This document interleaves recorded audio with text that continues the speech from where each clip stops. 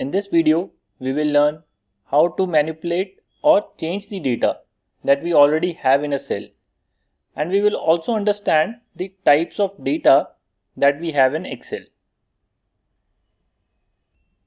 So this is where we left off in the last video. We have this file saved named Excel Basics. We will double click on it to open it.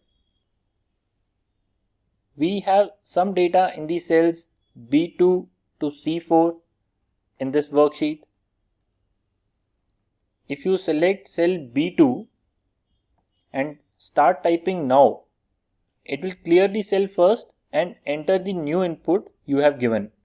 So if I start writing columns again, you can see that I have to type it again completely. But what if I just wanted to edit some part of the text without clearing the content?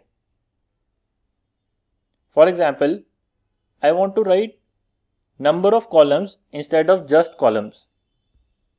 How to do that? For that, we double click on this cell. Now this cell is in edit mode. You can click wherever you want to edit, that is add or remove text. You will see this blinking cursor there. Now you can type the new text, number of, and hit enter. Your cell is updated now. Another way of editing content is to select that cell and editing it in the formula bar. So if I want to remove this number of part, I can just select that and press backspace or delete key. Now if you want to clear a cell, that is, if you want to delete the contents of the cell, you can select the cell and press backspace or the delete key of your keyboard.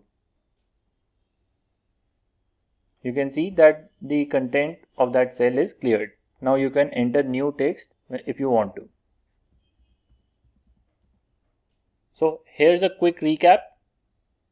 To replace text in a cell, click that cell and type the new text. To edit a text, double click on that cell and then type. To clear the text, click on the cell and press delete or backspace. This is how we change existing data in cells. Okay. Now we are going to discuss types of data we enter into cells. Basically, the data is only three types. One is textual, which consists of alphabets, such as the cell B2, which contains the text columns. The second type is numeric, which consists of numbers, such as the cell C2, which contains this numeric value of 16,384. And the third type is formula, such as the cell C4, in which we have written the formula is equal to C2 into C3. But within numeric type of data, there are more types of formats.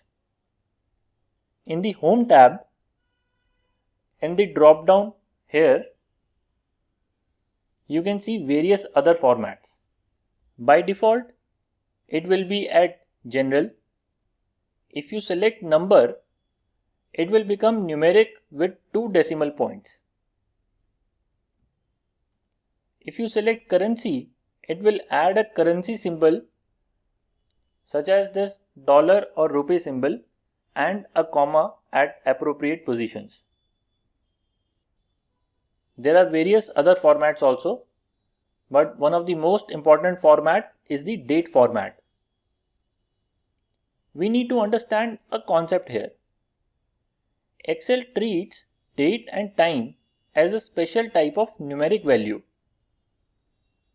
The earliest date that Excel understands is January 1st, 1900. This date is taken as number 1. To illustrate, let's enter 1 in this cell. Now let's select long date format in the drop down. You can see number 1 is converted into this date 1st January 1900, which is the first date for Excel. If you enter number 2, that will be converted to January 2, 1900. And this series goes on. We do not need to concern ourselves with the numeric date format though. If you enter 2nd June in this cell and press enter, Excel understands that it is a date and handles it accordingly. We understood that concept that dates are handled as a numeric value because sometimes when you open someone else's Excel file, you may find that there are numbers in the date column. Now you would know that you just need to select the number and change the format to date type. Same goes with the time format. Apart from that, when you have textual data in a column, say in the B column we have textual data.